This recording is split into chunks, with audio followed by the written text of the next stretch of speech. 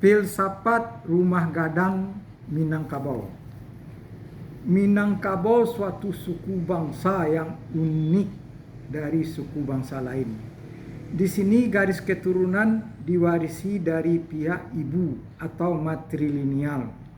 Salah satunya yang sekarang jadi panutan orang Minang adalah rumah gadang.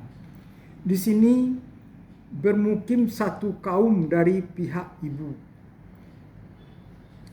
Di sini pula segala sesuatunya diatur.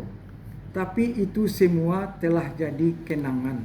Orang sekarang telah bosan tinggal bertumpuk-tumpuk dan juga oleh bertambahan penghuni rumah gadang itu sendiri. Sehingga rumah gadang tinggal tanpa penghuni.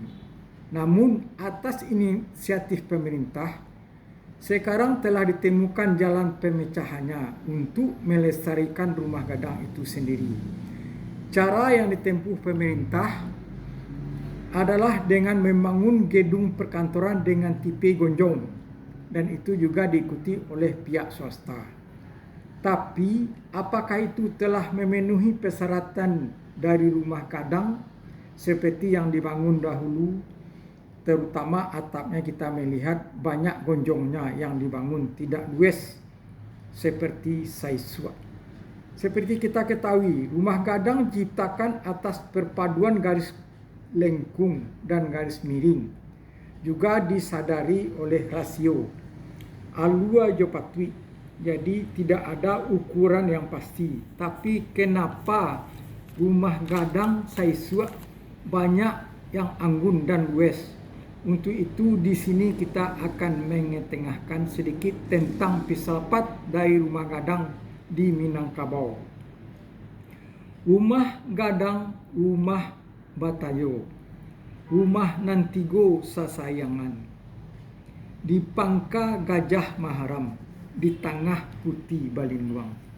Di ujung sarambi Mekah, rumah banamo silaro gadiang. Panjang rumah salanca kudo balari. Sapakya budak maimbau. Sasayu matu mandang. Hiasan rumah gadang. Dibantangkan kulambu gadang.